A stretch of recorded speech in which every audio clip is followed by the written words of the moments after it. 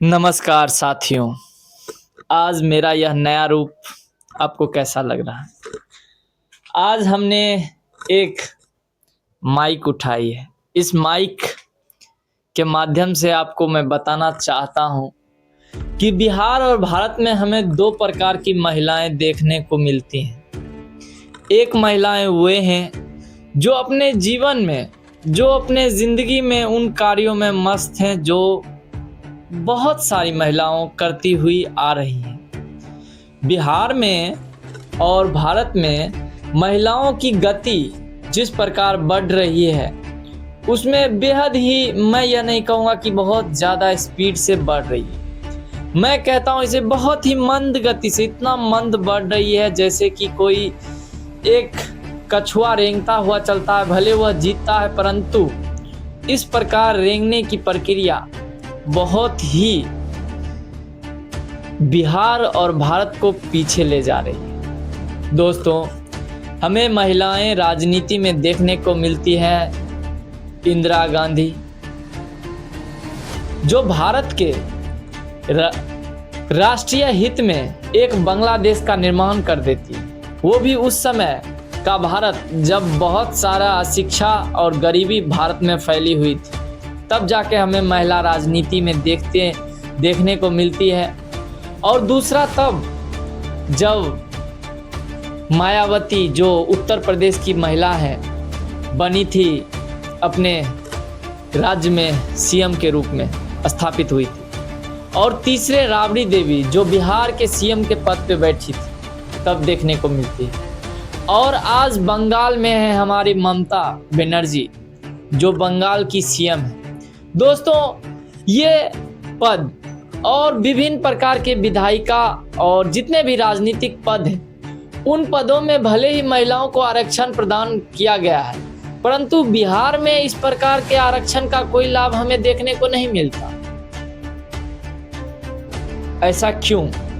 बिहार की महिलाएं इस प्रकार बिहार के राजनीति को उतना तत्परता के साथ नहीं कर रही हैं जितना अन्य राज्यों में कर रहे हैं। और अन्य देशों में, विश्व में कई देशों में राजनीति में महिलाएं बहुत ज़्यादा योगदान रखती है, परंतु बिहार में ऐसा क्यों नहीं हो पा रहा? क्या बिहार की महिलाएं अपने सभ्यता, अपने संस्कृति में एक नयापन लाने को तैयार नहीं है? क्या वे अपने शिक्षा को राजनीति में नहीं लाना चाहती? क्या वह शिक्षा के माध्यम से अपने राजनीति को बढ़ावा देना नहीं चाहती? ऐसा क्यों हो रहा है? क्या कारण है कि महिलाएं बिहार की आज पिछड़ी हुई हैं? क्या महिलाएं सिर्फ घर को संवारने के लिए ही उनका कार्य है? क्या वे सिर्फ घर को ही संभालेंगे? क्या ये राज्य में ये राजनीति नहीं करेंगे?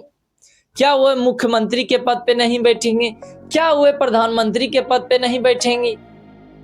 ऐसा क्यों? कब तक यह देश, कब तक यह राज्य महिलाओं को इतना पिछड़ा देखता रहेगा? महिलाएं अपने हक के लिए नहीं लड़ रही, जितना लड़ना चाहिए नहीं लड़ रही।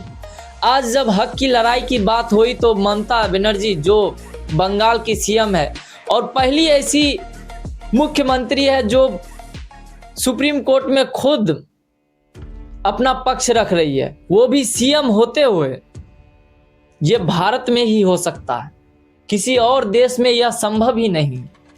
बिहार में महिलाएं कहती हैं सिर्फ पिता जैसा बोलेंगे, माता जैसा बोलेंगे, बस हम वही करेंगे, अपना कोई पक्ष नहीं रखेंगे, हम कोई राजनीति नहीं चाहते। अगर माता पिता हमें शादी करने के लिए बोल रहे हैं तो हम शादी कर लेंगे, माता पिता कह रहे हैं पढ़ने जाओ तो हम पढ़ लेंगे। ये कैसी मूर्खता है? ये कैसा समाज गढ़ रहे हैं? कब बढ़ेंगे हम आगे? कब महिलाएं हमारी जाएंगे आगे? महिलाएं हमारे एक जननी होती है जो समाज को एक नई दिशा देती है, लेकिन आज महिलाएं उस प्रकार बिहार में कार्य नहीं कर रही है जैसी करनी चाहिए। दोस्तों, बिहार के महिलाओं के संदर्भ में मैं कहना चाहता हूं कि आप अपने अधिकार के लिए, अपने राजनीति के लिए उठें। अपने ग्राम पंचायत चुनाव जो हमारा 2000 के दौरान, जो 2026 में ग्राम पंचायत चुनाव हो रहा है, उसमें आप उठें, जागृत हों। हमें अन्य राज्यों से सीखना चाहिए। हमें ममता बनर्जी जैसी सीएम जो रही हैं उनसे सीखना चाहिए कि हमें भी राजनीति में आना होगा।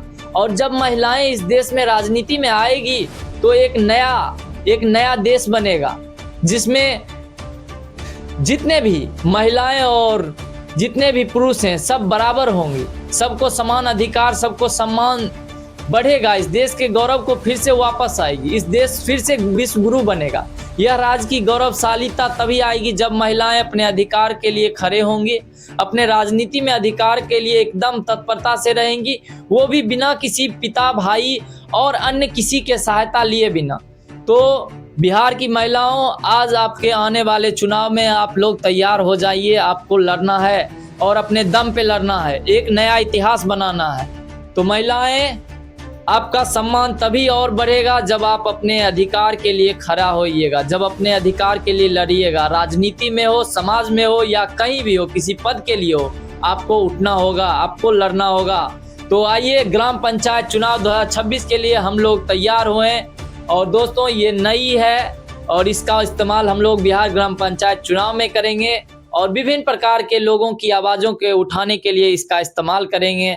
तो नमस्कार।